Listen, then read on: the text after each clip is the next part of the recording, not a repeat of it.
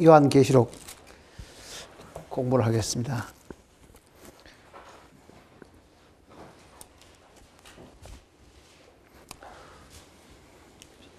요한계시록을 공부해야 될 많은 이유들은 몇 번에 걸쳐서 말씀을 드렸습니다. 오늘은 내용을 한 절씩 읽어보면서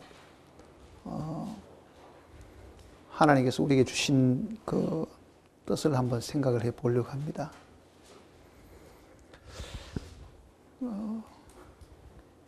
집에서 지금 읽어보고 계십니까? 읽어보셨어요?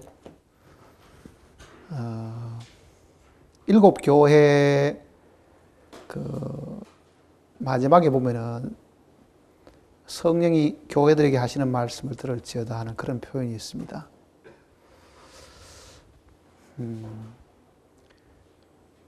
하나님이 처음 우리에게 주신 말씀은 이게 기록된 문자고, 이 기록된 문자를 통해서 성령이 우리에게 한 번 더 말씀해 주실 때가 있습니다. 그 말씀을 들어야 된다는 뜻이에요, 사실은. 그러니까 우리가 지금 하나님 말씀을 손에 가지고 있지만은 성령의 음성으로 그 말씀을 우리에게 다시 한번 말씀해 주실 때에 그 말씀이 실제 우리에게 이 능력이 있는 말씀이 됩니다. 그러니까 문자가 살아있는 말씀으로 우리에게 한 번 더 임하시게 되는 것이죠. 그러니 우리가 지금 이 성경을 읽을 때도 스토리처럼 읽어서 될 일이 아닙니다. 그저 줄거리를 이해하기 위해 읽어야 될 내용이 아니고, 우리의 마음 속에는 간절한 이 기도가 사실 필요한데, 우리의 마음의 귀를 열어주셔가지고 성령의 음성을 듣게 해 달라는 그 기도가 사실 간절히 필요한 겁니다. 제가 전에도 이 계시록을 상당한 부분은 설교를 하다가 마쳤는데, 요즘은 다시 저도 공부를 하고 있습니다. 하루에 여러 시간을 지금 공부를 하고 있는 거예요. 수많은 참고될 만한 책들은 다 펴봅니다. 어떤 거는 수능트를 쓰는 것도 있기도 하고, 전혀 이해가 안 되는 부분도 있고, 사전이며 자료며 읽을 수 있는 내용들은 거의 다 읽어봐야만 이게 오류를 범하지 않을 가능성이 사실 많잖아요. 오류를. 그러니 물론 우리가 그 인간의 두뇌와 생각으로 그 읽는다고 해서 그 뜻을 다 알 수 있는 것은 아니지만은 1차적으로는 이 말씀의 전체적인 흐름과 또 줄거리와 또 낱말 뜻이며 사람들이 이해할 수 있는 것들은 다 이해를 하고, 성령이 우리에게 뜻을 가르쳐 주시는 것은 어떻게 보면은 그 다음에 일일 수 있습니다. 전구가 있어야 이 전력이 빛으로 나타날 수 있는 것처럼, 우리가 하나님께 받은 말씀이 있어야, 외우고 마음에 간직하고 있는 말씀이 있어야 그 말씀을 통해서 주님 우리에게 한 번 더 말씀하신다고 보면, 우리의 마음속의 말씀을 간직할 필요가 있죠. 읽어서 혹은 외워서 먼저 알고 있고, 그 알고 있는 그 말씀을 통해서 성령이 한 번 더 말씀하시게 되는 겁니다.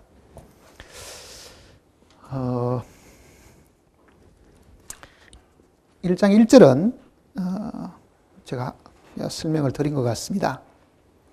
2절을 보시면요, 요한은 하나님의 말씀과 예수의 증거, 곧 자기의 본 것을 다 증거하였느니라. 사도 요한이 지금 기록해 놓은 것은 자기 생각과 자기 뜻은 아니고, 하나님이 예수님에게 주셨고, 예수님이 천사를 시켜가지고 요한에게 가르쳐 주신 것을 요한이 기록을 해가지고 우리에게 주신 겁니다. 그러니까 우리가 해야 될 일은 뭐겠습니까? 하나님이 우리에게 주시려고 한 것은 우리가 받아야 되는 거잖아요, 그게. 근데 많은 경우는 사람들이 하나님이 그런 단계를 거쳐서 사람들에게 주셨지만은 사람들이 그거를 펴보지 않고, 귀하게 생각하지 않고, 읽어보지도 않고, 듣지도 않으니까 사실은 마음속에 요한계시록에 대한 어떤 성경 구절을 기억하고 있는 거 별로 없으시죠? 잠언이나 전도서 내용은 들어 기억을 해도 요한계시록 속에 있는 어떤 말씀을 내가 기억을 해가 그거를 내 삶의 어떤 지침으로 삼는 것이 드물다고 하는 것은 그 말씀을 그만큼 도외시하고 안 읽고 안 듣고 그렇게 자꾸 이렇게 배제를 사실 이 시기이기 때문이었습니다. 그러니까 아마 하나님께서 다른 예언서에는 그렇게 말씀하신 적이 없는데 사람들이 분명히 안 읽고 안 듣고 이거를 한쪽으로 제쳐놓을 가능성이 많으니까 읽는 자와 듣는 자들과 그 가운데 있는 말씀을 지키는 자들에게 뭐가 있다고요? 복이 있다. 그렇게 말씀하신 거예요. 분명히 사람들이 그거를 배척할 가능성이 많으니까. 그렇게 보면 우리는 지금 이 말씀을 그동안 좀 한쪽으로 제쳐놨다가도 이제부터라도 끌어들여가지고 더 열심히 읽고 열심히 듣고 지키려고 하는 그런 마음으로 사실 봐야 될 겁니다. 하나님의 말씀과 하는 이 하나님의 말씀은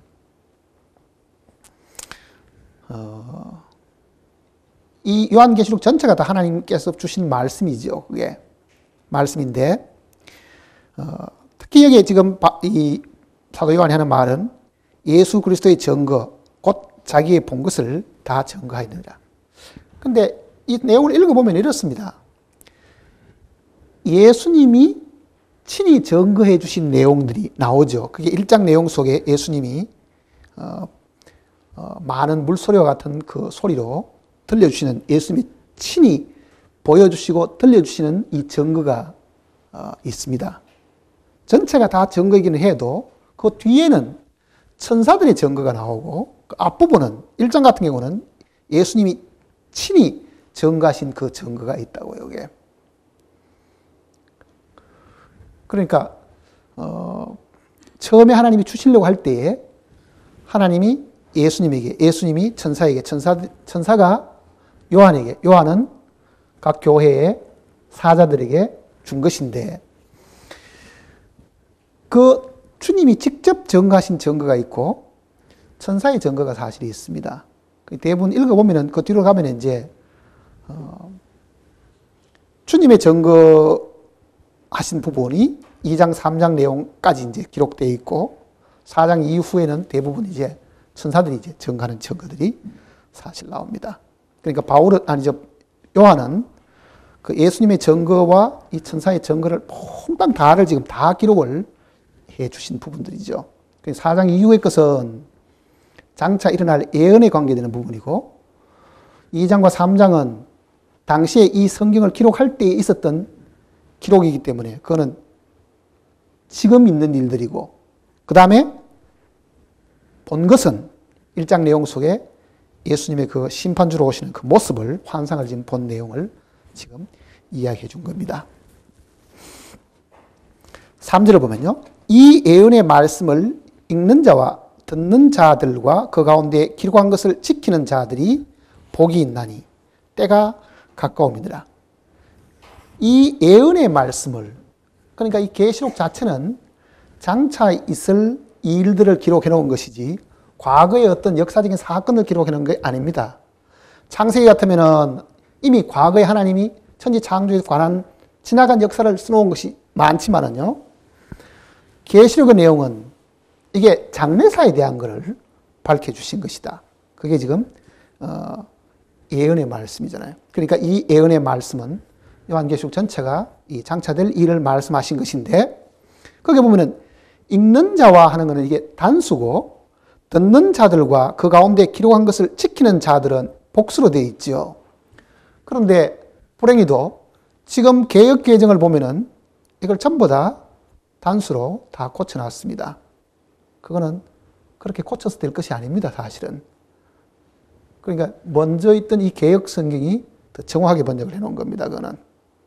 그러니까 지금 개역 개정을 보시는 분들은 이게 읽는 자와 듣는 자와 지키는 자와 전부 다 단수로 다 해놨는데 원어나 다른 역본들은 이거를 구분을 해줬어요. 왜 그런가 하면요.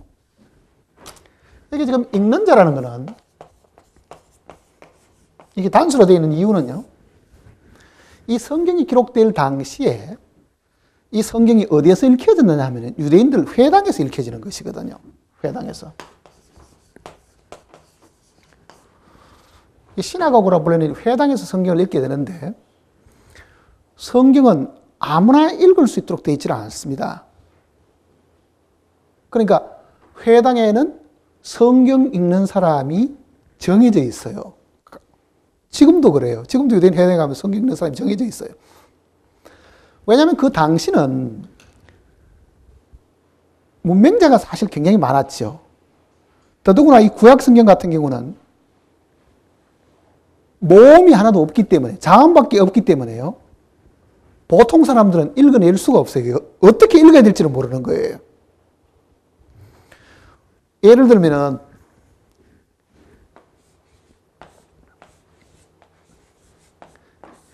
영어에도 이렇게 붙여놓은 글자가 들어있습니다.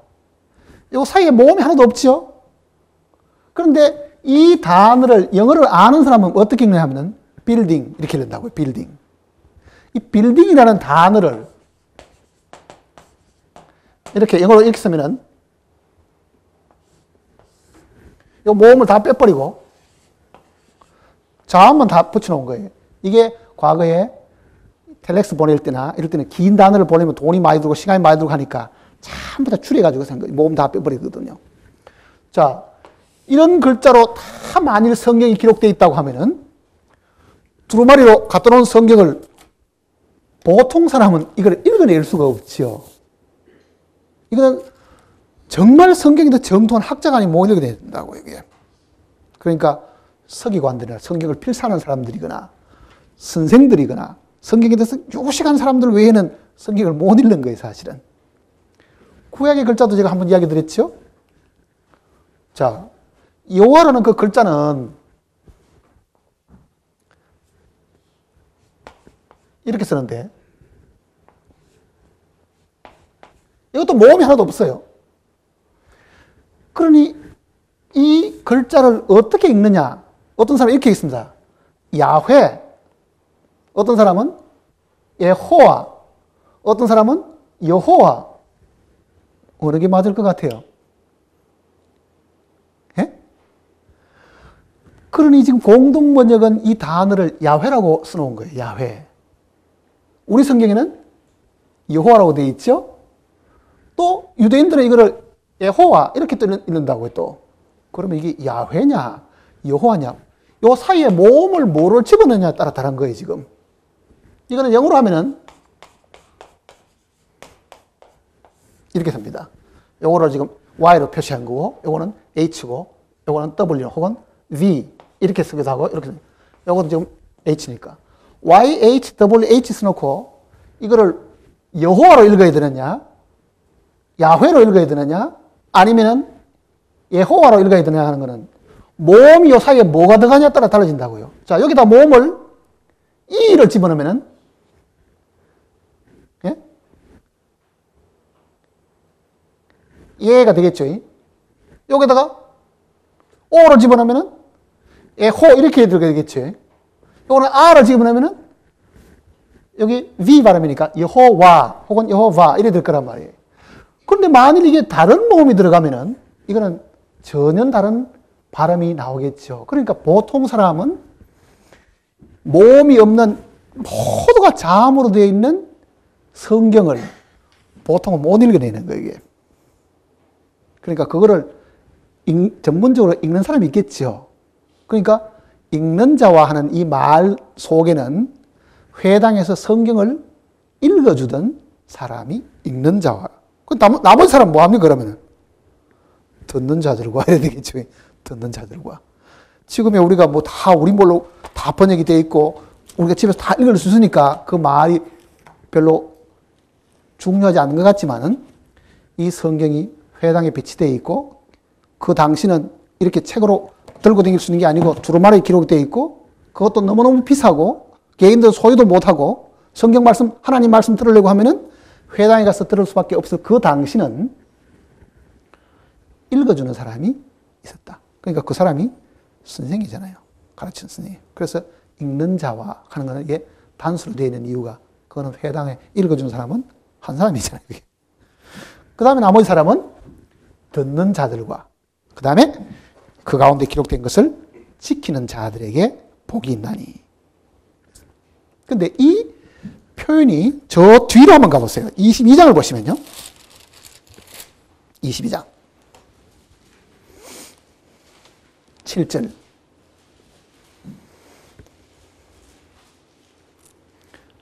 22장 7절. 보라, 내가 속히 오리니 이 책의 예언의 말씀을 지키는 자가 복이 있으리라 하더라. 자, 1장은 읽는 자, 듣는 자들, 지키는 자들 있는데 여기는 읽는 자와 듣는 자는 빠져버리고 누가 남아있어요? 지키는 자만 남아있죠. 왜? 이미 다 읽어주고 다 들려줬으니까 이제는 남은 거는 뭡니까? 지키는 일만 사실 남았다. 그 뜻입니다. 이 내용은. 지키는 일 남은 거죠. 자, 우리는 지금 하나님의 이 약속에 따라 가지고 이 요한계시록, 이 예언의 말씀을 읽고 듣고 지킨다. 읽어도 복을 받고 들어도 복을 받고 그 가운데 기록된 것을 지킨 자들이 복을 받게 된다. 그 복이 여러분이 이 성경을 공부하는 동안에 무엇이다 하는 것을 이제 알게 됩니다. 그리고 특히 이 요한계시록만 하나님께서 읽고 듣고 하는 그 사람까지도 복이 있다고 말씀하신 것은 아까 제가 말씀드린 것처럼 많은 사람들이 이 성경을 빼버린 거예요. 66권 중에서 안 읽으니까 그거는 뭐 하는 겁니까? 빼버리는 거하고 똑같은 거예요, 사실은. 폐쇄시켜버린 거니까. 우리 늦게라도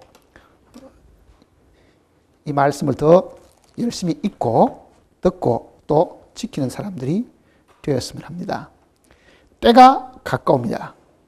자, 주님이 오실 때가 지금 점점 더 가까워지니까 이 예언의 말씀을 우리가 잘 공부를 해야 될 필요는 반드시 있습니다. 그 다음 4절 보시면요. 요한은 아시아에 있는 7 교회에 편지하노니.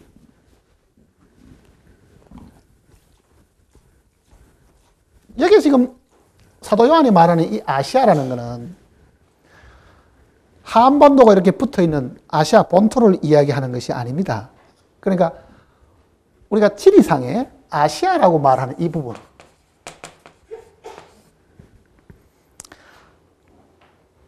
뭐 아메리카 대륙, 아시아, 오스트레일리아 하듯이 이렇게 아프리카 하듯이 전부 다 이렇게 나눌 때에 이 아시아는 한반도가 이 붙어 있는 이 큰 아시아를 두고 하는 이야기가 아니고 소아시아를 두고 하는 이야기입니다. 소아시아. 영어에 이제 소아시아는 에이시아 마이너 이렇게 말하죠. 에이시아 마이너. 마이너이라는 것은 작다는 뜻이잖아요. 마이너. 굳이 영어로 쓰니까 더 어렵다. 소아시아라고 씁시다. 소아시아.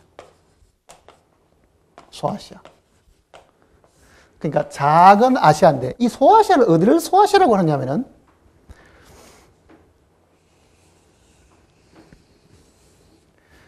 이게 지중해 바다입니다. 여기가 이스라엘 여기 있으면은 뭐 이스라엘이 크진 않지만은 이스라엘 끼고 있는 이 바다가 있고 여기에 이제 그리스가 이렇게 반도가 있죠. 여기 장화 같은 나라가 이태리가 있고 여기는 아프리카 대륙입니다. 여기는 지중해에 이스라엘 여기에 나라가 있고 이스라엘 위가 레바논이고 이 위쪽이 터키잖아요. 터키. 지금 우리가 말하는 터키인데 터키의 이 동쪽 이 바다 여기가 지금 에게해입니다. 에게해. 에게해인데 요 에게해가 동양과 서양의 이 분기점입니다. 그러니까 여기가 서양이고 여기로 보면 동양이 되는 거예요, 지금. 근데 소아시아는 여기를 두고 하는 이야기예요. 터키의 요 에게 바다를 끼고 있는 요 지역.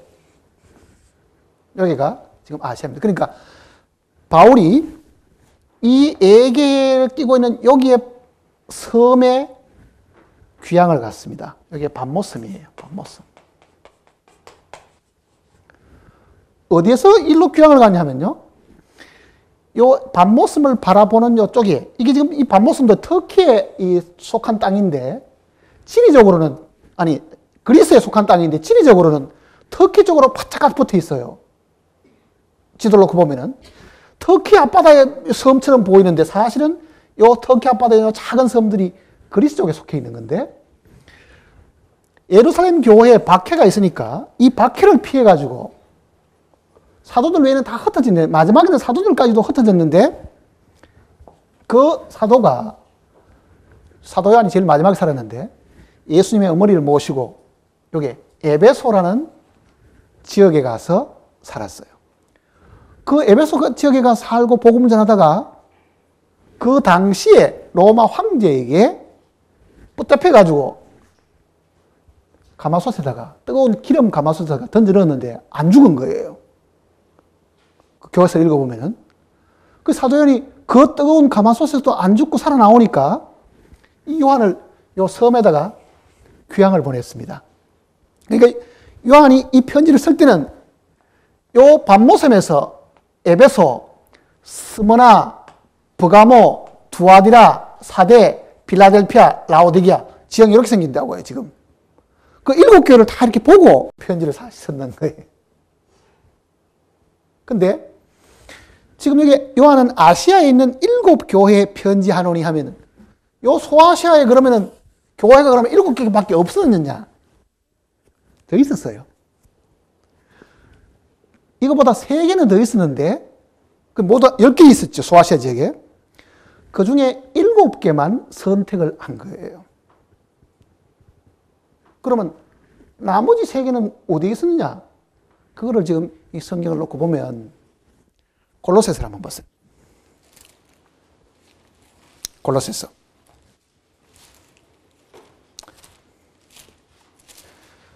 저는 이 지역을 다 돌아봤어요, 옛날에.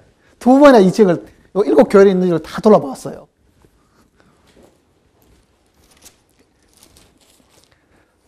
그래서 저는 이 지리적인 감각은 이 성경을 읽으면 머릿속에 다 환하게 다 기억을 합니다. 골로새서 1장을 보시면요. 2절입니다. 1장 2절. 골로새에 있는 성도들과, 그러면 여기도 골로새에 뭐가 있었다는 이야기입니까? 골로새 교회가 있었다. 그 얘기잖아요. 골로새 교회. 그러니까 7교회에 속하지 않는 이 소아시아에 있었던 다른 교회가, 첫째는 이 골로새 교회가 있었습니다.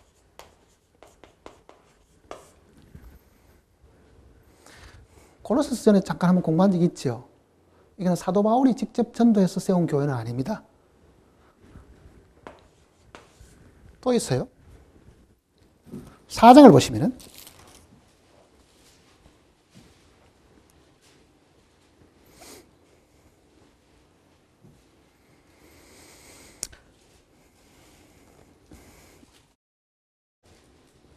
(4장) 13절입니다. 그가 너희와 라오디게아에 있는 자들과 히에라볼리에 있는 자들을 위하여, 여기 히에라볼리라는 것도 나오죠. 그러니까 히에라볼리가 이 소아시아에 있던 교회입니다. 히에라볼리. 히에라볼리 어디냐면은 여기 지금 라오디게아 교회 요 근처에 있어요. 여기 골로새도 여기 있고 히에라볼리도 여기 있어요. 가보면은. 혹시 여러분들 TV에 가끔 보시면 이 라오디게아 옆에 히에라볼리에 가면은 파무칼레라는 이 석회석이 이렇게 쫙 있고 그 위에 온천이 흐르는 곳이 있습니다. 그게 히에라볼리 교회가 있는 바로 그곳에 있어요. 그러니까 히에라볼리라는 교회도 바로 이 소아시아에 있던 교회였습니다. 또 한 곳을 더 보면은 사도행전 20장을 보시면요.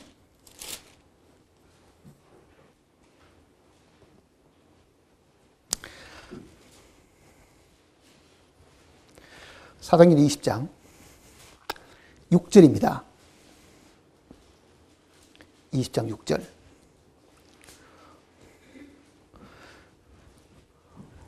우리는 무교절 후에 빌립보에서 배로 떠나 닷새 만에 드로아에 있는 그들에게 가서 이래를 머무니라.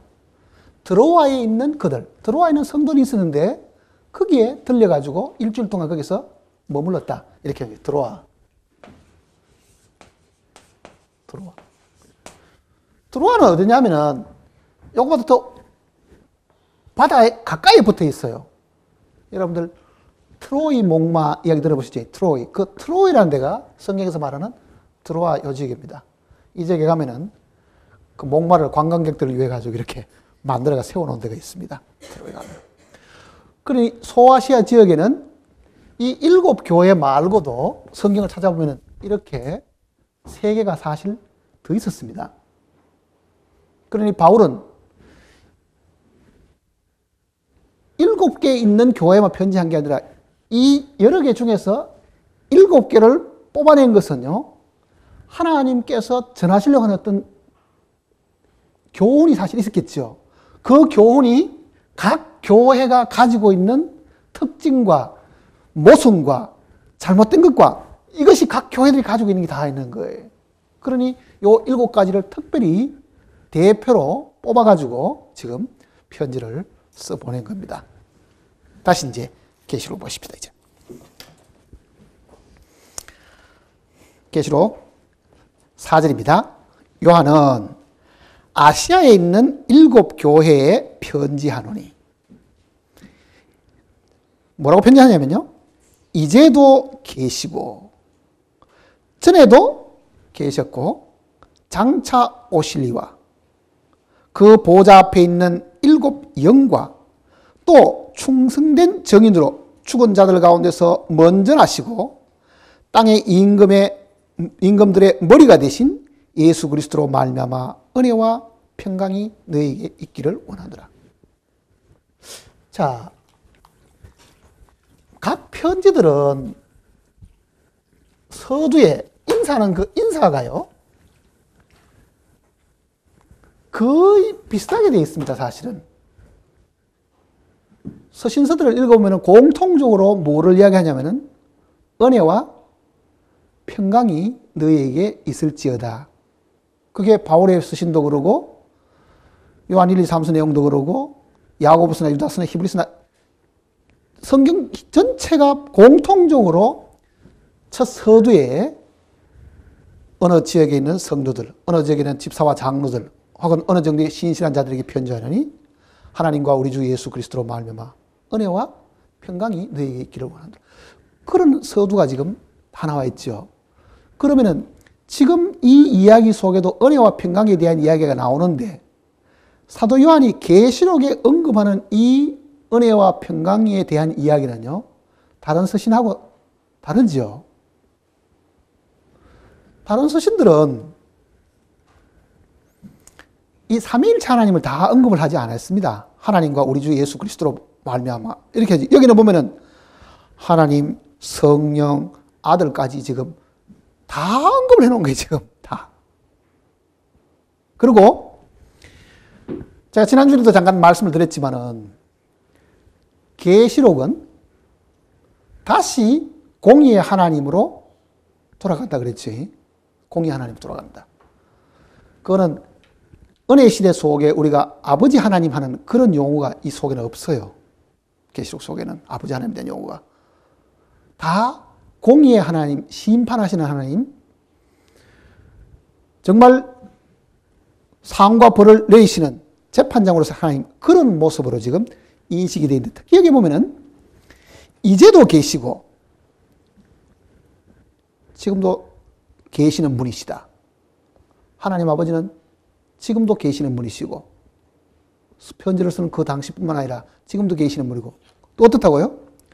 전에도 계셨고, 전에라는 것은 아브라함 시대도 계셨고, 그 자기들 조상의 하나님이었기 때문에 그 옛날에도 계셨고, 그러잖아요. 옛날에도 계셨고. 그 다음에는 장차, 오실 이와, 자, 지금도 계시고, 전에도 계시고, 장차 오실 미래에 또 계실 그 분이, 그 다음에, 이거는 하나님 아버지에 대한 이야기죠. 그 보호자 앞에 7영과, 이거는 보좌 앞에 있는 7영은 하나님의 영, 즉 성령을 두고 하는 이야기인데, 자, 하나님, 영원부터 영원까지 계시는 하나님, 그 다음에 그의 영, 그 다음에 아들에 대한 이야기. 이렇게 삼위 전체를 다 언급을 해가지고 은혜와 평강이 있기를 바란다. 삼위일체 하나님을 다 언급해가지고 이 은혜와 평강이 내려오기를 바라도록 이렇게 기도한 것은 요한계시록밖에 없어요. 그 앞에 서신들은 성령에 대한 이야기가 거의 없잖아요. 성령에 대한 이야기. 아버지와 아들에 대한 이야기는 있어도 이 영에 대한 이야기를 거의 표현하지 않았습니다. 자, 여기 보면은 7영이라고 그러는데, 이 7영이라는 말을 사람들은 하나님의 무슨 영이 7개나 있는가? 그 뜻이 아닙니다. 이 계시록 속에 이 숫자가 많이 나오는데요, 숫자가.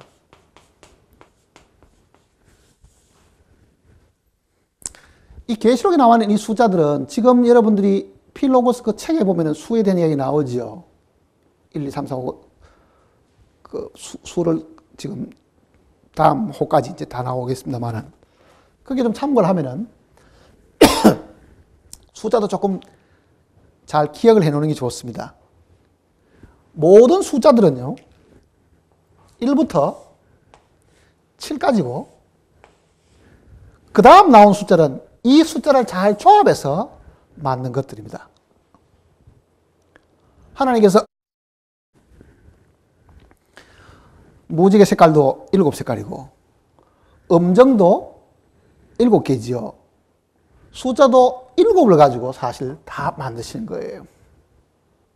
1, 2, 3, 4, 5, 6, 7, 8은 7에다가 하나를 더 더한 거고, 다 요 기본 수가 되는 여기에서부터 해둔 건데, 특히 이 7이라는 숫자는 완전한 수, 이 땅에서 완전한 수를 두고 하는 이야기입니다.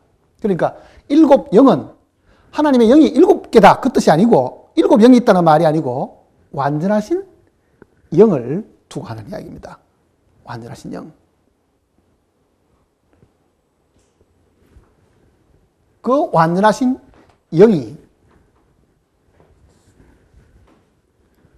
하나님의 보호자 앞에서 하나님과 더불어 항상 일을 하시는 거잖아요. 그 천지 창조할 때도 하나님의 신은 수면에 운행하시더라. 하나님이 역사하는 데는 반드시 그 성령과 더불어 역사를 하시는 거죠. 그러니까 지금 이 내용은 하나님 아버지에 대한 이야기, 그 다음에는 성령에 대한 이야기, 그 다음에 보십시다. 5절에 보면은 또 충성된 정인으로 죽은 자들 가운데서 먼저 나시고, 충성된 정인으로, 예수님에 대한 이야기를 지금 하려고 하는데, 이 아들에 대한 이야기를 하려고 하는데, 예수님, 예수 그리스도.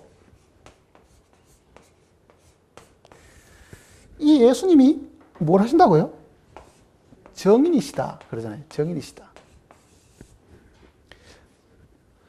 예수님이 뭐를 정가하시는 분이시다. 그 이야기로 지금 먼저 기록을 해둔 겁니다.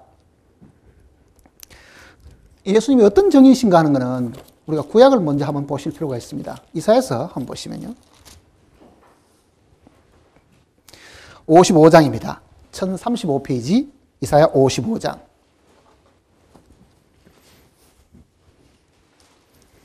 1035페이지 이사야 55장.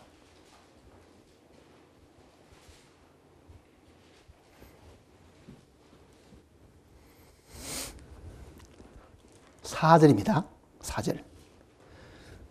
내가 그를 만민에게 정거로 세웠고 만민의 인도자와 명령자를 삼았으나니. 하나님께서 구약시대 때 벌써 예수님을 정인으로 세웠다. 정거로 세우셨다. 그 뜻입니다. 그러니까 예수님이 정인이신데, 여기 지금 이 내용들 하면은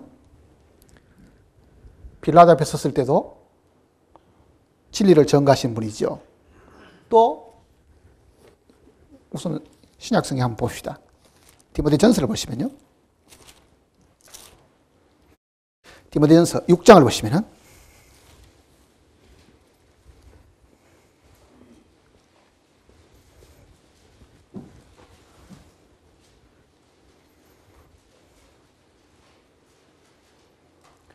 6장 13절입니다. 342페이지 6장 13절. 만물을 살게 하신 하나님 앞과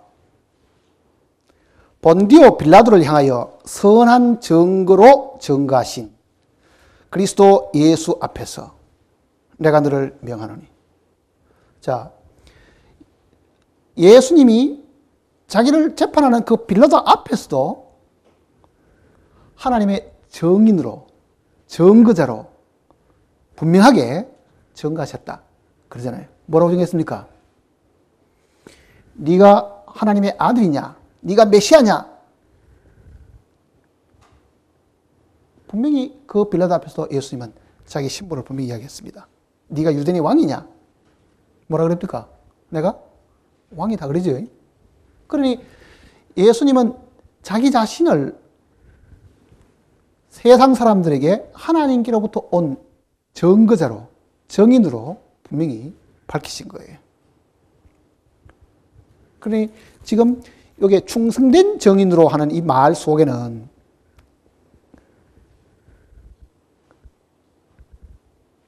그분의 신실하심이 그 속에 사실 들어있습니다. 신실치 않으면 충성되게 증거하기도 힘들죠.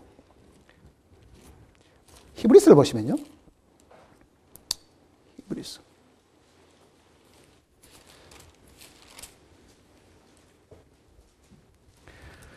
(3장을) 보십시다. 히브리서 3장 1절입니다. 그러므로 함께 하늘의 부르심을 입은 거룩한 형제들아, 우리의 믿는 도리의 사도이시며 대제사장이신 예수를 깊이 생각하라. 2절 같이 읽어볼까요? 저가 자기를 세우신 이에게 충성하기를 모세가 하나님의 온 집에서 한 것과 같이. 자, 하나님이 예수님을 정인으로 세우셨는데, 정거로 세우셨는데 그 정인의 노릇을 충성스럽게 했다. 자, 충성스럽게 하면 어떻게 하는 겁니까? 죽기까지 충성하는 거지, 사실은. 그러니까 예수님은 자신이 하나님께로부터 오신 분이고 독생자로서 보이지 아니하는 하나님을 사람들 앞에 증거하는 정인이었는데 그 증거를 하실 때에 죽기까지 충성을 하신 분. 그게 충성스러운 정인이라고요. 우리는 정인으로 있다가도요, 좀 불리하고 자기에게 좀 해가 된다 싶으면 하다가도 안 하죠.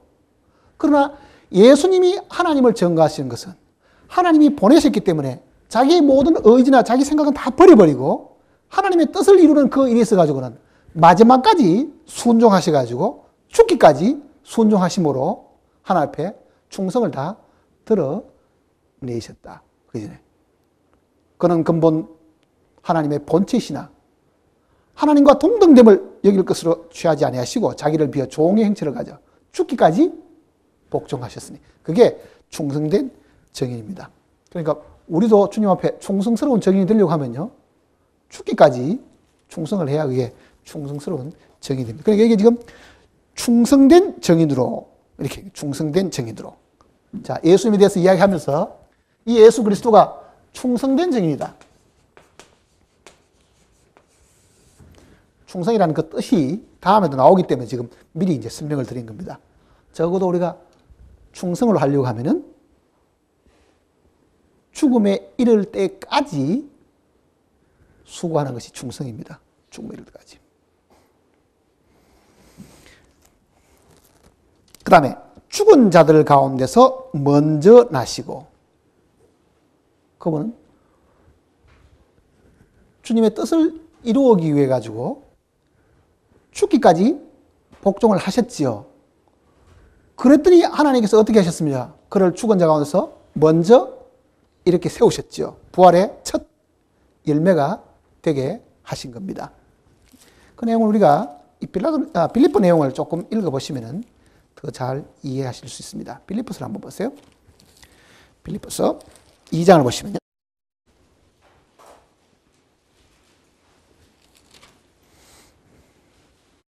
빌립보서 2장 6절입니다. 2장 6절. 그는 근본 하나님의 본체시나 하나님과 동등됨을 취할 것으로 여기지 아니하시고 오히려 자기를 비어 종의 형체를 가져 사람들과 같이 되었고 사람의 모양으로 나타나셨으며 자기를 낮추시고 죽기까지 복종하셨으니 곧 십자가에 죽으심이라. 이러므로 하나님이 그를 지극히 높여 모든 위에 뛰어난 이름을 주사. 자, 그를 다시 살리셔가지고 그 이름을 지극히 높여주셨다. 영광스럽게 하셨다. 그러니까 지금 사도 요한은 그가 충성된 정인으로 이 땅에 오셨을 뿐만 아니라 그 충성된 정인으로 죽으셨지만은 하나님이 그를 죽은 자 가운데서 제일 먼저 부활을 살리셔가지고 여기는 지금 먼저 나시고 죽은 자들 가운데 먼저 나시고 이렇게 지금 이야기한 거예요. 그 다음에 계시록 다시 돌아봅시다.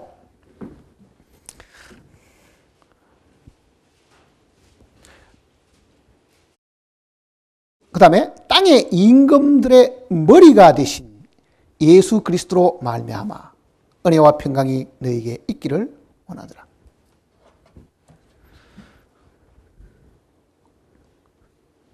하나님 아버지에 대한 설명을 이제도 계시고 전에도 계셨고 장차 오실로 표현하셨고 성령은 완전한 영으로 지금 영으로 지금 설명을 해주셨고 그 다음에 예수 그리스도는 충성된 정인으로 설명하시면서 죽은 자 가운데 제일 먼저 나신 부활의 첫 열매로 지금 설명을 해주셨고 뿐만 아니라 예수님이 어떻다는 이야기입니까? 땅의 임금들의 머리이시다. 그래서 임금들의 머리시다. 자, 이 땅에 수많은 임금들이 있었고 지금도 있는데 그 많은 임금들의 머리, 킹 오브 킹스겠죠. 왕들 중에 왕이신 그 예수님. 왜? 이 땅의 모든 왕들도 하나님이 세우고 폐하신 거거든요. 그래서 성경에는 믿는 사람들에게 어떻게 하라고 합니까?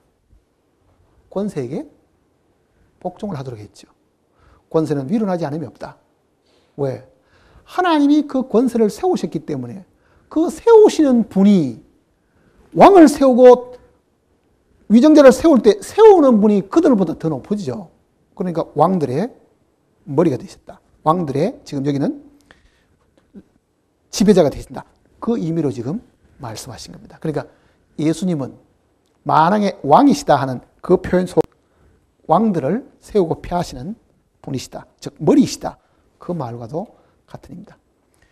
그 다음에 은혜와 평강이 너희에게 있기를 원하노라.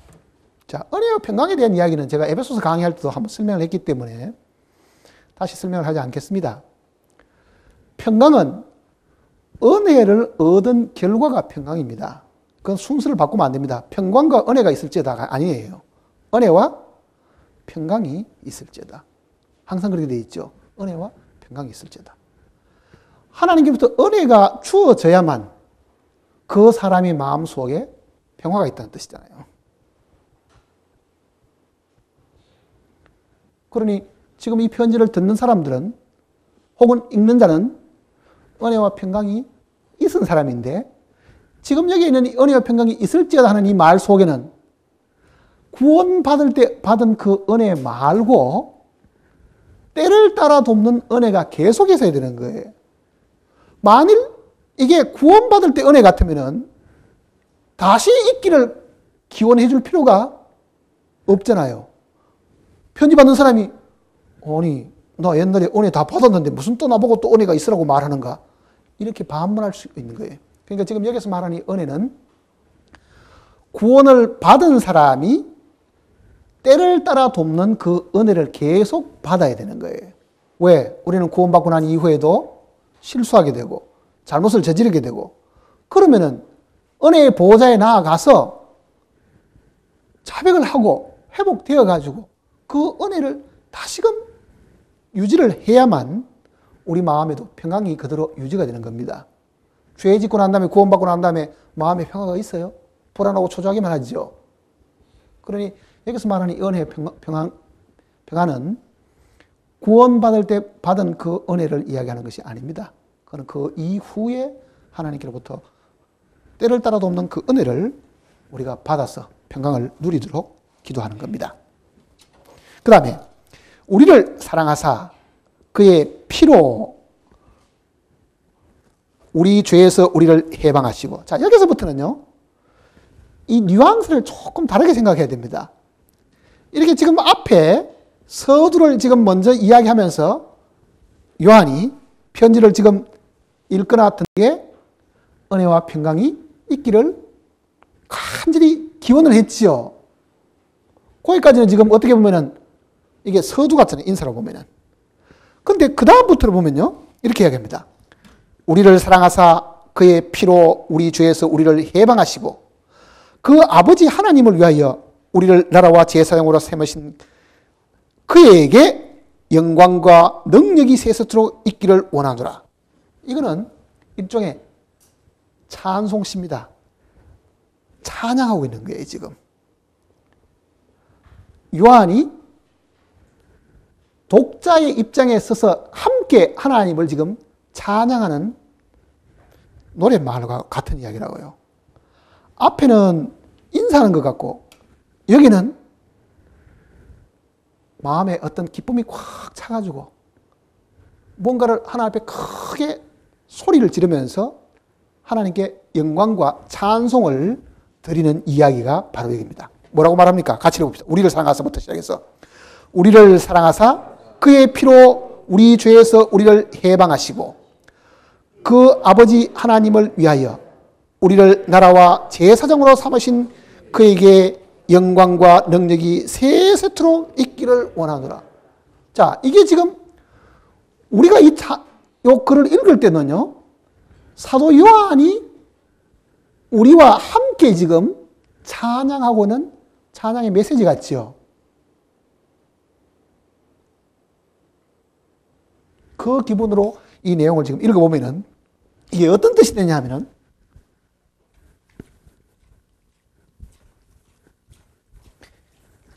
자, 요한이 지금 우리가 하는 이 말 속에는 말하는 자기도 지금 포함되어 있는 겁니다. 우리가. 그러잖아요? 우리가. 우리를 사랑하사. 그러니까 이거는 하나님의 은혜를 받은 요한이나 우리나 모두가 지금 다 함께 하나님을 지금 찬양을 하는데 이 찬양의 소리를 성경을 읽는 사람들이 이걸 읽으면서 마음에 뭐가 있어야 됩니까? 여기 보면은 아멘. 이게 아멘. 이게 지금 아멘 나오죠. 이게 찬양의 마지막에 아멘. 아멘이 무슨 뜻입니까? 찬송가에도 마지막에 아멘 붙은 찬송이 있죠. 아멘. 아멘이 무슨 뜻이에요? 끝! 이런 뜻입니까? 찬송 다 부르고. 네? 아멘은 무슨 뜻이에요?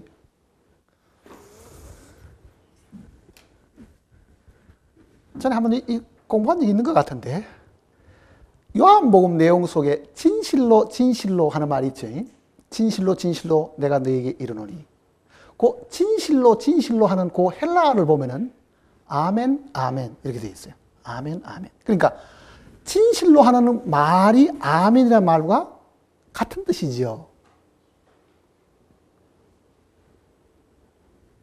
아멘 아멘 하는 말이 진실이라는 말이란 말은 무슨 뜻이냐면은 지금 찬송을 불렀는데 지금 이 찬송을 부르죠. 지금 하나님 앞에 찬양을 드리고 있는데 이 찬양의 메시지가 이렇게 다 있는데 이 말이 정말 자기 마음에 우러나오는 그 표현이 그대로다. 그게 실제고 진실이다. 그 뜻이잖아 이게. 나도 이 찬양 말씀 그대로다. 이 뜻이거든요. 그게 아멘이거든요. 어떤 사람이 기도합니다.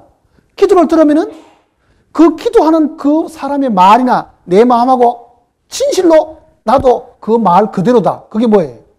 아멘이잖아요. 나는 당신이 기도하는 그 기도가 내 기도가 되기를 바라고 그 기도대로 이루어지기를 내가 진실로 내가 바란다. 그러면 뭘 해야 돼요, 이게? 아멘 되는 거죠. 아멘. 자, 요한이 지금 하나님을 찬양하는 겁니다. 그 전까지는, 요 앞에 전까지는 이 독자에게, 듣는 사람이나 읽는 사람에게 지금 은혜와 평강이 있기를 바라지만은요, 여기 들어가서는 자기를 포함해가지고 하나님을 지금 찬양하고 있는 거예요. 자, 그러면 내가 지금 이 내용을 읽을 때도 내 마음속에 뭐가 있어야 됩니까? 나도 똑같은 아멘이 있어야 되겠죠. 자, 이게 아멘이 되는 걸 한번 보세요, 이제. 아멘이 되는 거를. 우리를 사랑하사 그의 피로 우리 죄에서 우리를 해방하시고 그 하나님 아버지를 위하여 우리를 나라와 제사장으로 삼으신 그에게 영광과 능력이 세세토록 있기를 원하더라. 자, 어떤 사람이 이렇게 기도했습니다. 그럼 뭐라고 합니까? 이야, 정말 내 같은 사람을 죄 가운데서 끌어내가지고 여기는 죄에서 구원했다. 그걸로 끝 안 나지죠. 뭐가 있습니까? 나라와 제사장으로 삼았다. 이거는 장차 천년왕국에 가서 우리가 왕이 되고 하나님을 섬기는 제사장이 되도록 해 주셨다. 이거는 미래에 대한 이야기입니다. 그렇죠?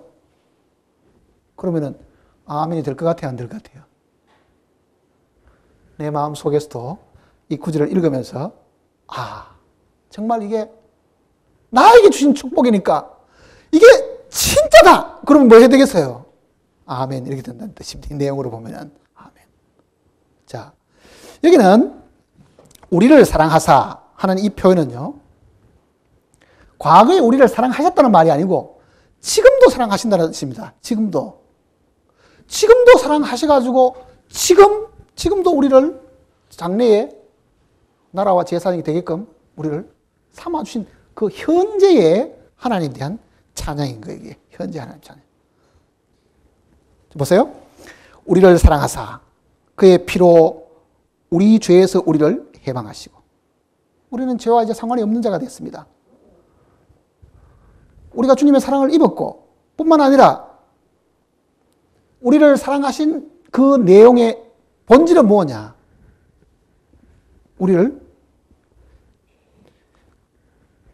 주님의 사랑은 어디서 나타납니까? 주님 흘리신 보혈에 근거한 거지요. 그 보혈이 우리를 사랑하셨다는 증거지요. 그 다음에 우리를 사랑하사 그의 피로 우리 죄에서 우리를 해방하시고 이거는 이미 우리는 죄와 상관이 없는 자가 되었는데 그걸로 끝이 나지 않고 그 말입니다. 그걸로 끝이 나지 않고 그 다음에 그의 아버지 하나님을 위하여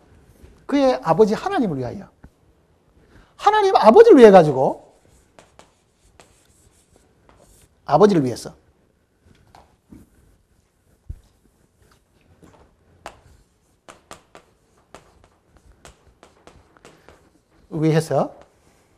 뭘 했다고 지금? 나라와 그 다음에는 제사장으로 삼으심. 앞에는 우리를 죄 가운데서 구원하신 분을 대한 설명이고 죄 가운데서 구원하신 것이 하나님의 목적이 아니지요. 사실은 어디 있습니까? 하나님 자기를 위해서 우리를 나라와 제사장으로 삼으셨다. 자, 여기 지금 우리말 성경에는 지금 나라라는 말로 되어 있는데 이게 킹 제임스에는 왕들이라고 되어 있습니다. 왕들. kings. 그럼 뭡니까? 우리를 왕과 제사장으로 삼으신. 그는 역번의 차이 때문에 그러는데 이거는 나라라는 그 말 대신에 왕이라는 단어를 넣어도 틀리지 않습니다. 그러니까 너희는 왕 같은 제사장들이요. 그 뜻입니다. 이 내용이. 그의 피로 우리를 죄 가운데서 해방하신 것은 하나님 자기를 위해 가지고 우리를 천년왕국 기간 동안에 왕으로 그를 섬기는 제사장으로 삼으셨다. 그 얘기잖아요. 그러니까 이 계시록은 장차 될 일을 설명하는 것이기 때문에 우리가 성경을 읽으면은 그 생각이 들죠. 죄 가운데서를 구원하신 것뿐만 아니라 우리를 장차 그분이 만왕의 왕으로 올 때 우리는 그 권력을 위임받은 왕이 될 뿐만 아니라 그를 가까이서 섬기는 제사장으로 우리를 삼으셨다. 그 얘기 듣고도 감동을 안 받는다 그러면은 성경 읽을 필요 없습니다. 그게 우리가 이 성경을 읽을 때 복을 받는 거예요, 사실은. 나라와 제사장으로 삼, 즉 왕들과 제사장으로 삼으신, 이렇게 표현한 거예요. 그러니까 사도 요한도 이 내용을 이야기하면서 자기를 포함하여 우리가 이렇게 한 거죠. 우리가. 그러니까 사도 요한 자신도 나도 장차 뭐가 된다는 얘기입니까? 왕이 되고 하나님을 섬기는 제사장이 된다. 그 이야기 하겠죠. 그 다음 보세요. 제사장으로 삼으신 그에게 영광과 능력이 세세토록 있기를 원하노라. 그 다음 뭐가 있어야 돼요? 아멘. 이렇게 될 거예요. 아멘. 근데 우리는 아멘 하는 거는 다 쑥스러워가지고 잘 할 줄 모르지요. 별로 안 해봐서 잘 못하지요. 자유롭게 아멘 하셔야 된다고, 이게 성경대로 하면은. 정말 마음속에 그렇다. 이게 진실이다. 이게 참이다. 그럴 때는 아멘이죠. 이거는, 이 아멘은 히브리어입니다, 사실은. 히브리어 그대로 헬라어에도 그대로 옮겨놓은 거예요. 히브리 말도 아멘이고, 신약 헬라어도 지금 아멘으로 지금 같이 쓰는 거예요. 아멘. 그 다음 또 보세요, 이제. 여기서 지금 내용이 하나 끊어집니다. 여기까지. 이거는 찬양하는 겁니다, 지금. 하나님이 자기에게 베풀어 주신 그 은혜와 장차 그가 얻게 될 그 지위를 너무너무 감사해가지고, 주신 것에 대한 감사해가지고, 아멘! 하고 지금 요한도 함께 기도하고 있는 거예요. 그러니까 여기까지 이 찬양은 개인이 교회와 함께 부르는 노래 같은 이야기입니다. 개인이. 근데 7절을 보면요. 볼지어다. 구름을 타고 오시리라. 각인의 눈이 그를 보겠고 그를 찌른 자도 볼 터이요. 땅에 있는 모든 족속이 그를 인하여 애곡하리니 그러하리라. 또 뭐 나옵니까? 아멘. 자, 이거는 앞에 있는 거하고 조금 구분돼요. 앞에는 교회가 하나님을 향해 가지고 감사와 찬송을 드리는 이야기입니다. 7절은 교회가 세상을 향해서 증거하는 이야기예요. 교회가 하나님을 향해서 찬양하는 찬양이 따로 있고 그 교회가 세상을 향해서 증거하는 이야기가 보라! 그 말이잖아요. 볼지어다 하는 말은 behold라는 건 보라! 이 뜻이거든요. 보라! 뭐라고 얘기합니까? 그가 구름을 타고 오시리라. 각인의 눈이 그를 보겠고 그를 찌른 자들도 볼 터이요 땅에 있는 모든 족속이 그를 인하여 애곡하리니. 그러니까 세상 사람들은 너희 정신 차리라 그 말이잖아요. 지금 그가 지금 구름을 타고 오시는데 그가 과거에는 이 땅에 오셔가 한번 죽으셨고 죽은 자 가운데 먼저 일어나셨고 그리고 교회를 향해서는 죄 가운데서 우리를 해방하시고 우리를 나라와 제사장으로 삼으신 분인데 그가 구름을 타고 다시 오신다. 그를 세상을 향해 가지고 증거하는 이야기인 거예요. 한번 봐라. 주의를 기울이는 거잖아요. Behold. 주목을 해라. 그 뜻이잖아요. 주목을 해라. 그가 구름을 타고 오시리라. 구름 타고 오는 이야기는 여러 군데 사실 많이 나오죠. 구름 타고 오는 이야기는. 우선 구약부터 한번 봅시다. 다니엘서 보세요. 다니엘 7장을 보시면요.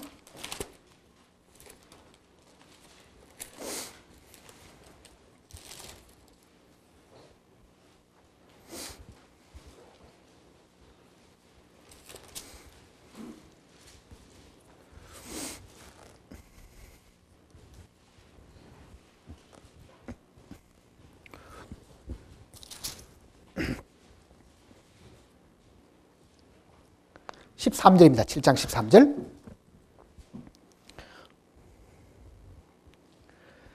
내가 또 밤 이상 중에 보았는데 인자 같은 이가, 인자 같은 이는 계시록에도 나오죠. 누굽니까? 부활하신 예수님입니다. 인자 같은 이가 하늘 구름을 타고 와서 옛적부터 항상 계신 자에게 나와 그 앞에 인도되며, 이 구약에도 예수 그리스도가 구름을 타고 오시는 그 이야기를 지금 설명을 했는데, 이 내용을 신약에도 그대로 이 내용을 지금 우리에게 가르쳐 주고 있습니다. 마태복음 보시면요. 마태복음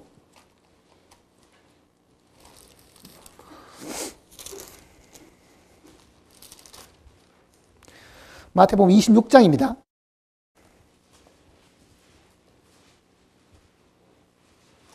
(26장) 64절입니다.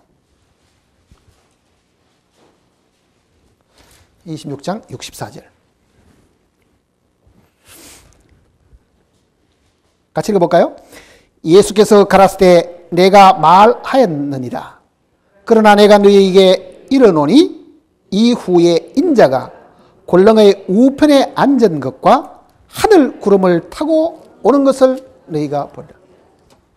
예수님도 친히 자신이 구름을 타고 오실 것을 이야기를 하셨잖아요. 근데 요한은 그 계시 중에 분명히 그가 구름을 타고 오신다, 이렇게 지금 세상 사람들에게도 이야기를 한 겁니다. 세상 사람에게도.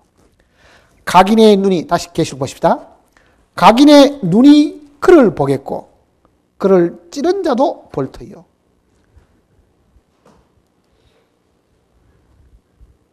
예수님을 찌른 사람은 유대인과 이방인들이 합작으로 지금 예수님을 십자가에 못 박아 죽인 겁니다.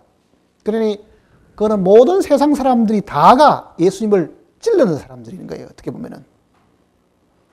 그러니 모든 사람들이, 예수님을 믿지 않는 모든 사람들이 그가 구름을 타고 오시는 것을 이제 보게 됩니다. 여기도 분명히 모든 족속이 그를 인하여 애곡하리라. 이렇게 땅에 있는 모든 족속이 그랬죠. 그럼 다시 마태복음 한번 보시면 24장을 보시면 24장.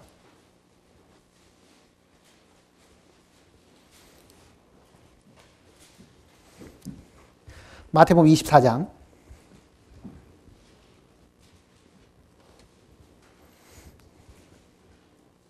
30절을 같이 봅시다. 24장 30절.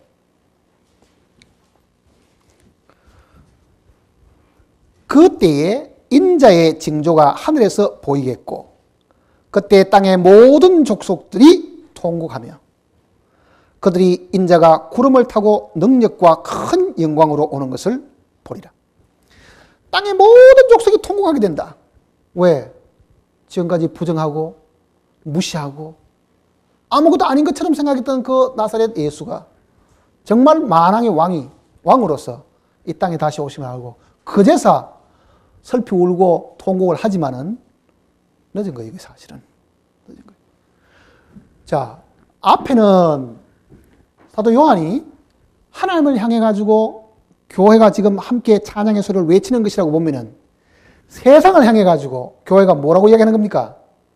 너희가 지금 예수 안 믿고 무시하고 예수 믿는 사람까지 박해하고 핍박을 하지만은 그가 반드시 오시는데 그것도 하늘 구름을 타고 오시게 된다. 그때 가면은 그를 찌른 자뿐만 아니라 모든 족속이 통곡하는 그런 일이 있다는 것을 증거하는 거예요. 우리는 세상을 향해 가지고 주님이 다시 오신다는 것을, 그것도 심판으로 오신다는 것을 증거해야 됩니다. 이 내용대로.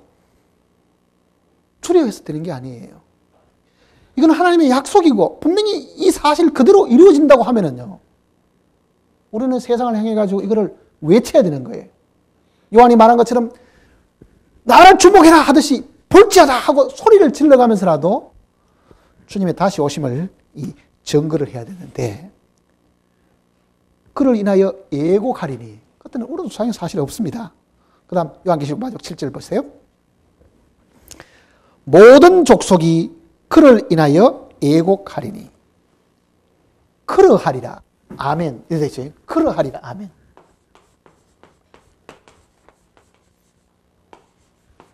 아멘. 여기도 있습니다. 제가 히브리 성경을, 헬라어 성경을 보니까요. 이 구절을 봤어요. 이걸 어떻게 지금 되어 있는가 하고. 헬라어 몇 개 배우실랍니까? 외국어 배울 때 제일 먼저 배우는 게 뭔지 아세요? 예와 아니요부터 먼저 배운다고. yes, no부터 먼저 배우죠. 그러니까 헬라 말에도 예, 아니요가 있는데 굉장히 쉬워요. 예, yes, 네 이래요. 뭐 배울 거 없죠? 네 말이에요. 그러니까 우리말에 예 하는 말하고 이 히브리 말하고 해가지고 똑같이 생긴 거예요. 네 하는 말이 예란 뜻이 우리말에 yes란 뜻이에요. 네. 그러니까 여기에 해당하는 단어가 뭐냐면요. 히브리 글자는 여기 지금 n자인데 n. 네, 네. 그러니까 그러하리라 하는 요 말이 네 이렇게 되어 있는 거예요. 네. 예 이 말이죠. 그 다음에 아멘이 붙어 있죠. 그러면 사실 요거 예 하는 말은 무슨 뜻입니까 이게?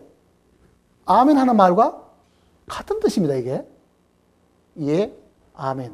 예, 그렇게 됩니다. 그 뜻이잖아요 이게. 그러니까 여기는 결국은 아멘, 아멘. 하나는 그리스 말로, 하나는 히브리 말로 이렇게 된 거예요 사실은. 왜 그렇게 했어요? 세상을 향하면 이방인을 향해서 이야기를 해야 되는데 그 이방인이 하나님의 교회도 있고 유대인도 있고 또 누가 있습니까?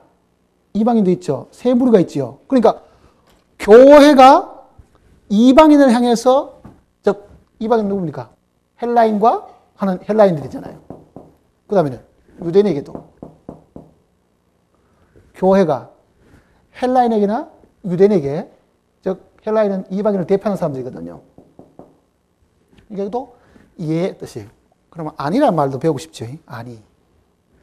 오히 그래요. 오히. 아니요. 그러니까 네, 오히. yes and no 이래요. yes and no. 앞으로 이제 그리스 갈 일이 있으면 그 두 단어는 이제 잊어버리지 마세요. 네, 오히. 이렇게. 오히. 오히라는 건 아니요라는 뜻이. 오히. 자, 두 단어 배웠습니다, 이제. 히브리 말은 예 하는 말이 yes라는 말은 can 그래요. can. 아니요는 law예요. law. can, law. 그게 yes and no예요.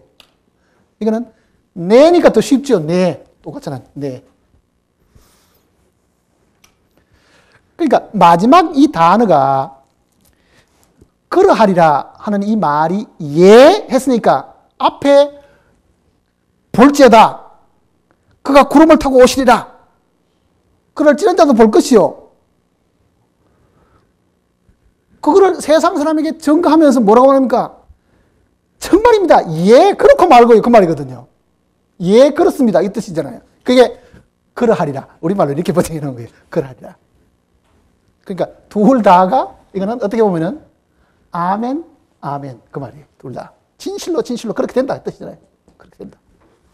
자, 하나님을 향해 가지고도 아멘을 해야 되지만 하나님이 해놓으시는 그 말이 마땅히 그렇게 된다는 것을 사람들에게 가르쳐 줄 때도 이거는 사실이다, 사실이다 이렇게 말하죠. 그게 두 번씩 말하는 이유가 바로 거기 있는 거예요.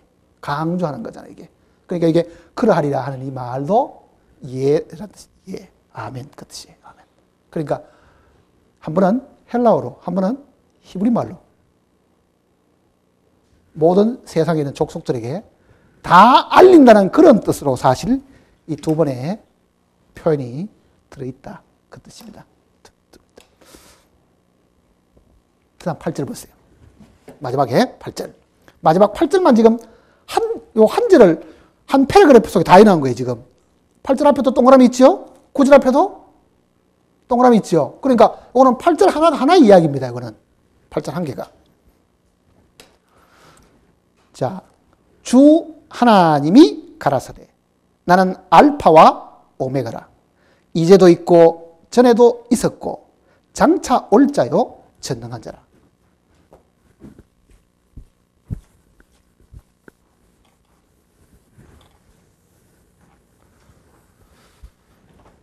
여기 지금 주 하나님이 그러죠. 주 하나님이.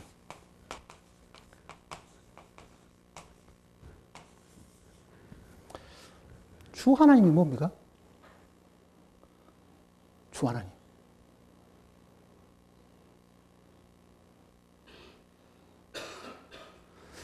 이 주 하나님 하는 이 주자가 신약 성경 속에는 여호와라는 단어가 없어요. 제가 전에도 이야기 드렸죠. 여호와라는 단어. 여호와. 이거는 하나님의 이름이기 때문에 유대인들이 이 이름을 굉장히 두렵게 생각한 거예요. 그러니까 자기들 입으로 하나님 이름을 절대로 안 불러, 유대인들은. 그러니 이 단어가 나올 때마다 깜짝 놀라는 거지, 이제. 그럼 어떻게 불러야 되겠어요? 이 여호와라는 이 말을 감히 입으로 불러가지고 하나님의 이름이 신성모독당할 가능성이 많으니까 이 단어를 주라는 단어로 번역한 거예요. 퀴리오스. 퀴리오스. 그리고 영어 성경 학자들은요, 이 여호와라는 단어가 나올 때 이 단어를 이렇게 번역했습니다. 대문자로 몽땅 다 이렇게. Lord. 대문자로 다 써가지고 요거를 소문자로 이렇게 쓰면은 앞에가 소문자로 이렇게 섞여 있으면은 보통 종이 주인에게 하는 주라는 뜻이고, 몽땅 다 이렇게 대문자로 다 써 있는 글자는 영어 성경에도 이거는 여호와라는 글자를 퀴리오스라는 단어로 번역을 하는데, 이 단어 대신에 주라는 이 단어로 사실 번역을 했어요. 그러면은 지금 여기 있는 이 주 하나님도 구약대로 하면 뭐라고 읽어야 됩니까? 여호와 하나님이, 그 말입니다. 여호와 하나님이. 그러면은 이 성경을 읽어보면은 계시록은 은혜의 시대가 끝이 나고 뭐가 됐다는 얘기입니까? 다시금 율법 세대로 돌아갔으니까 그 여호와 하나님의 이름이 쓰여지는 그 시대로 돌아갔다는 뜻이에요, 그게. 과거의 율법 시대는 공의 하나님이기 때문에 죄지면은 죄진대로 벌을 주지죠. 은혜는 그렇지 않지, 은혜 시대는. 그런데 이 은혜 시대가 끝이 나버리면은 다시금 심판하는 시대가 오기 때문에 그 심판하는 하나님은 아버지 하나님으로 심판하는 게 아니고 누구로 심판합니까? 여호와 하나님으로 사실 심판하시는 거예요. 그래서 이름이 다시금 구약시대의 이름으로 돌아가 버린 거예요. 주 하나님. 그러니까 이 단어가 본래 이 주라는 이 글자가 여호와라는 뜻이었습니다. 여호와라는 뜻. 주 하나님이 그러잖아요. 주 하나님. 그러니까 계시록이 왜 읽기가 사람들이 두려워하느냐 하면은 거기는 심판이 있죠. 책망이 있죠. 지옥불이 나오죠. 하나님의 모습이 엄하지요. 무섭지요. 두렵죠. 그래서 자꾸 이렇게 회피하지만은 사실 그대로 보면은 하나님이 시대마다 자기 이름을 다르게 나타내 보이셨거든. 시대마다. 그 필요에 따라 가지고. 그러니까 구약시대 때 자기를 나타내신 이름이 다르고 신약시대 때 나타내신 이름이 다르다고 하면은 지금 주 하나님이 하는 이 주 하나님은 여호와 하나님이 그 뜻입니다. 여호와 하나님이. 여호와 하나님은 창세기 2장부터 나오잖아요. 2장부터. 1장에는 그냥 하나님이 나오고 2장부터 나오는데, 이 여호와 하나님은 사실은 이스라엘 민족과 특별히 하나님이 맺은 이름입니다. 이스라엘 민족 앞에 여호와 하나님으로 나타난 것은 구약의 율법의 하나님이잖아요. 출애굽기 보세요. 출애굽기 6장을 보시면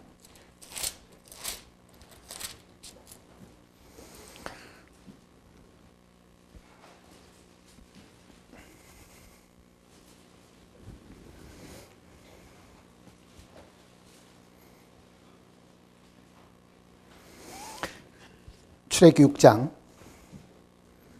2절입니다. 6장 2절. 하나님이 모세에게 말씀하여 가라사대 나는 여호와로라. 나는 아브라함과 이삭과 야곱에게 전능의 하나님으로 나타났으나 나 이름을 여호와로는 그들에게 알리지 아니하였고. 자, 아브라함에게는 여호와 하나님으로 나타나지 않았다 그러죠. 왜? 그것은 아직도 율법이 주어지지를 않았습니다. 율법이 주어지지 않았는 거예요. 그러니까 율법의 하나님은 공의 하나님이기 때문에 그때는 전능한 하나님으로 나타났지만은 모세가 이 계명을 받고 난 이후부터는 하나님이 여호와 하나님으로 나타나는 거잖아요. 그러니까 주 하나님은 여호와 하나님입니다. 다시 이제 계시록 보세요. 이제 계시록 8절을 보면요, 주 하나님이 가라사대 나는 알파와 오메가라. 알파와 오메가라. 알파, 영어의 H하고 똑같이 생겼고 오메가는 이렇게 생겼습니다. 알파 오메가라. 이건 영어로 말하면 A부터 Z까지 있는 겁니다. 이게 지금 마지막 글자니까. 그러니까 요 글자가 알파벳의 제일 첫 글자가 마지막 글자니까 헬라 글자대로 하면은 처음과 마지막이요. 그 말이겠죠. 그 말은 무슨 뜻입니까? 처음 시작하신 분이 그 시작하신 일을 마지막까지 책임지시고 마치신다. 그 뜻입니다. 사람은 일 시작해놓고 중간에 포기하는 일들이 너무너무 많습니다. 그런데 하나님은 시작하신 일은 반드시 끝을 내시는 거예요. 왜? 그분은 능력이 있으시죠. 그분은 무엇이든 다 할 수 있는 분이죠.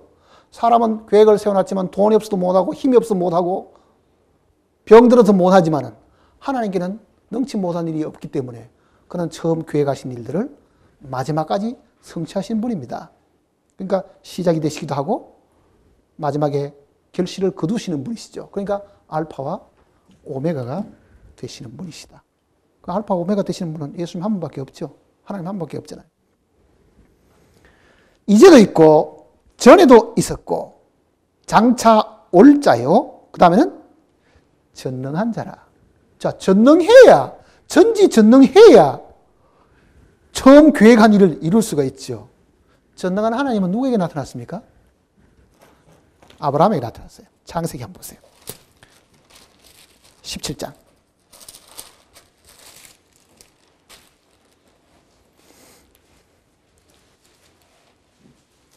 창세기 17장.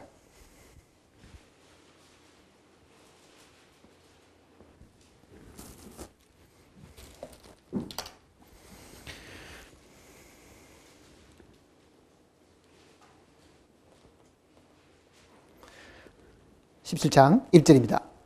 아브라함의 99세 때에 여호와께서 아브라함에게 나타나서 그에게 이르시되 나는 전능한 하나님이다. 여기에 전능하다는 말이 처음 나옵니다. 성경 전체에서. 내가 전능한 하나님이다. 자, 잘 한번 생각해 보세요. 아브라함이 75세 때에 하나님이 처음 나타나셔가지고 약속을 했습니다. 이 땅을 너와 네 백성에게 다 주겠다. 네 자손이 하늘의 별과 같이 땅의 모래처럼 많아지겠다. 13년이 지냈는데도 소식이 없는 거예요. 아브라함이. 99세가 된 거예요 지금.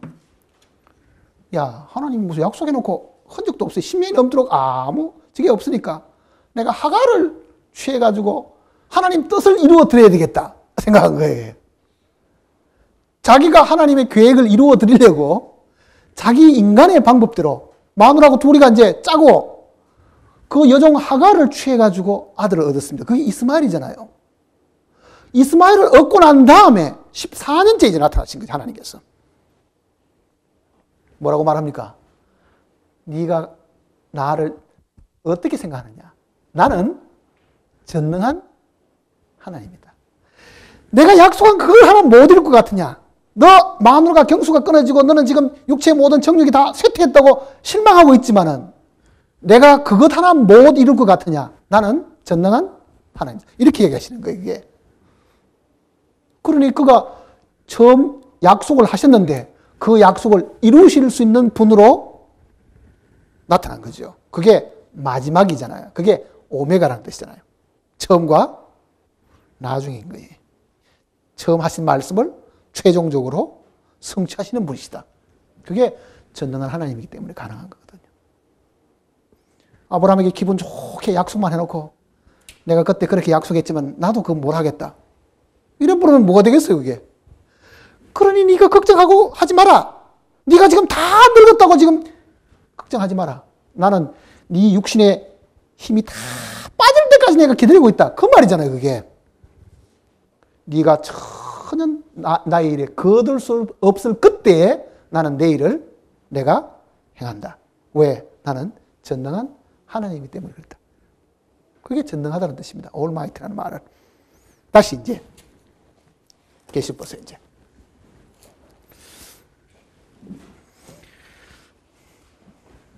8절에 같이 읽어봅시다. 주 하나님이 가라사대 나는 알파와 오메가라. 이제도 있고 전에도 있었고 장차 올 자요 전능한 자라. 우리가 믿는 하나님은요, 능치 못하신이 없으신 전능하신 분입니다. 그 전능하신 분을 우리가 경험해서 아는 게 아니고 하나님의 이 능력의 말씀을 따라가지고 하나님이 전능하심을 우리가 아는 거예요, 사실은. 그 전능하신 분을 우리가 믿고 있는 것 뿐입니다. 믿음. 보세요, 이제. 믿음.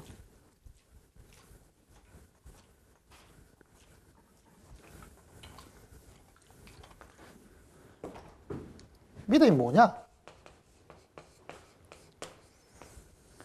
이거를 사람들이 전혀 다르게 이해하고 있기 때문에 이 구원 다 가가지고도 구원 못 받는 사람이 있어요. 복음을 다 이해하고도 구원 못 받는 게.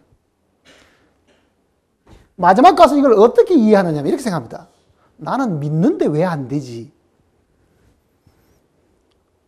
그 말이 맞습니까? 틀립니까?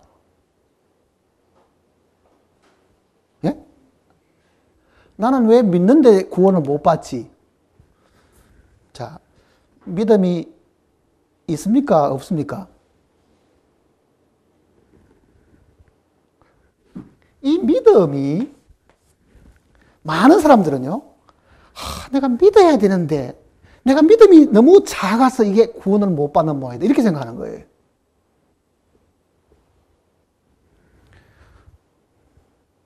그거는 이 믿음의 근원은요,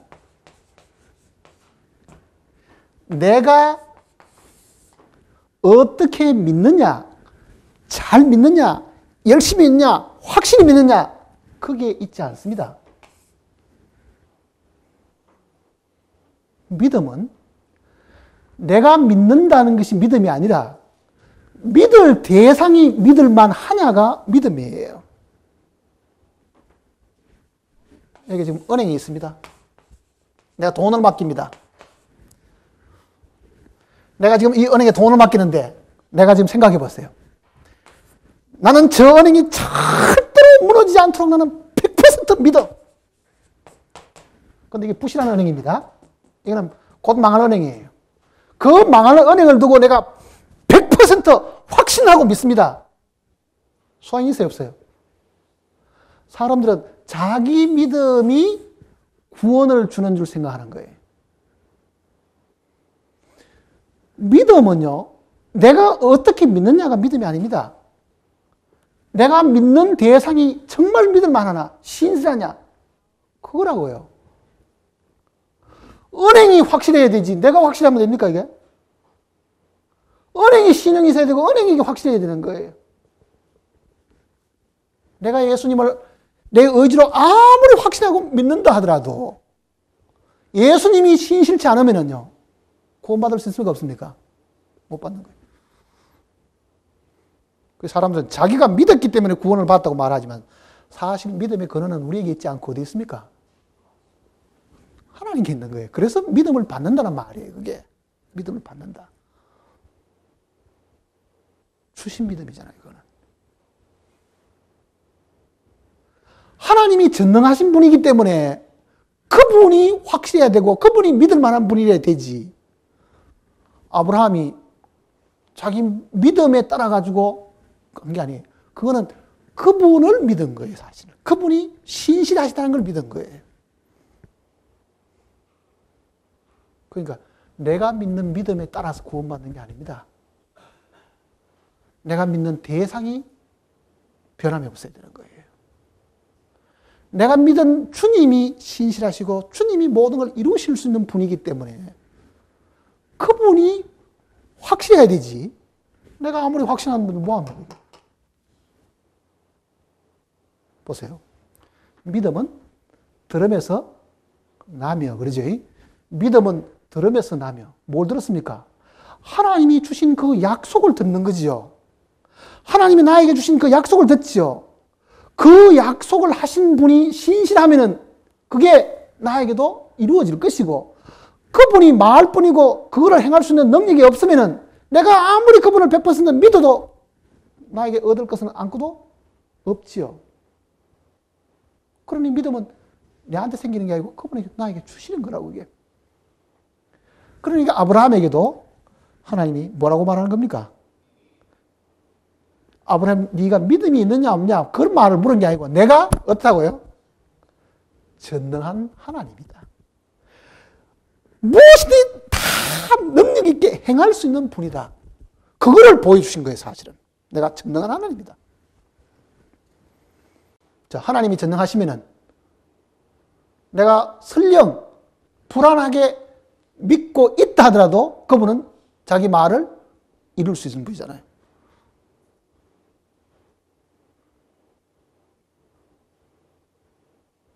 우리에게는 믿음이 없습니다. 우리는 기운이 생길 때는 믿는 것 같고 기운이 없을 때는 안 믿는 것 같지요. 자기 감정에 따라서 믿음이 왔다 갔다 한다고요. 그러나 예수 그리스도는 어제나 오늘이나 영원토록 동일하시잖아요.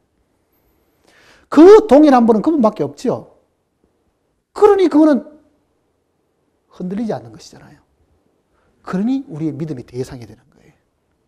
믿음의 대상. 만일 하나님이 우리처럼 이랬다가 저랬다가 바뀌고 오늘 다르고 내일 다르고 바뀌고 그러면 우리 믿음이 얼마나 불안하겠냐고 생각해 보라고요. 그러니까 우리 믿음은 우리가 믿으려고 하는 의지도 아니고 스스로 의지를 세우고 믿는다고 하는 그 확신도 아닙니다. 믿음은 근원이 하나님께 있는 거예요, 사실은. 그래서 이 성경도 자주 내가 전능한 하나님이다 그렇게 표현하는 이유가 전능한 하나님을 바라보게 만들려고 하는 거잖아요. 우리의 믿음의 대상이 알파와 오메가고 처음이고 나중이고 모든 것을 다 이룰 수 있는 분임을 우리에게 계속 가르쳐 주시는 이유는 우리가 그분을 믿도록 하는 거잖아요. 그분을 믿는 거예요. 내가 믿는 게 아니에요. 그러니까 이 내용도 오늘 우리에게도 하나님이 그렇게 말씀하심으로 내가 믿으려고 하는 내 의지나 내 확신이나 내 노력을 다 놓고 이 구절을 들을 때나 읽을 때예요. 마음속에 뭐가 있었는가?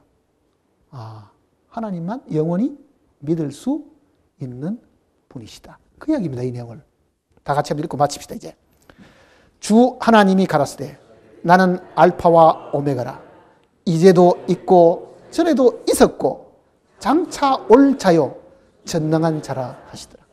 자, 과거에 구약 때도 있었고 신약 때도 있었고 지금 시대도 계시지만 또 다시 오시는 분이시고 그분은 능력이 있으시기 때문에 다시 오신다고 하신 그 말씀, 그것도 하늘 구름을 타고 오신다는 그 말씀 그대로 실천하시고 능히 이루실 수 있는 분이심을 우리에게 가르쳐 주는 거예요.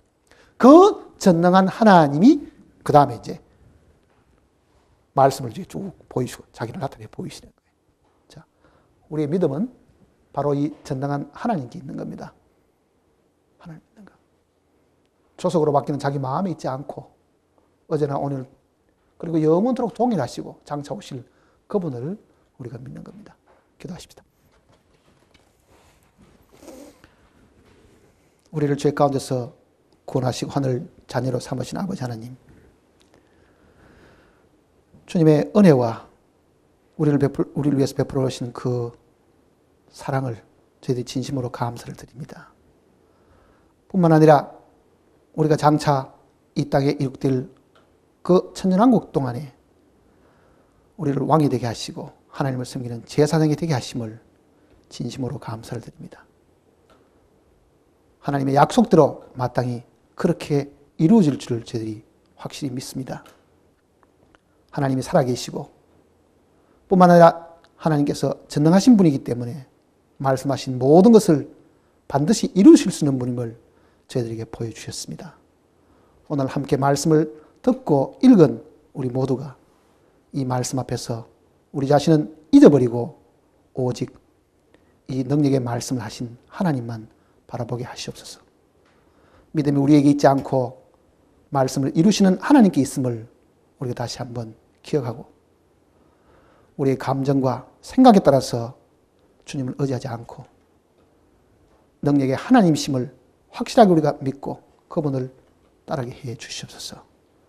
우리 남은 삶을 주님의 손에 부탁드리옵고 우리 주님의 크신 이름으로 간절히 기도드립니다. 아멘.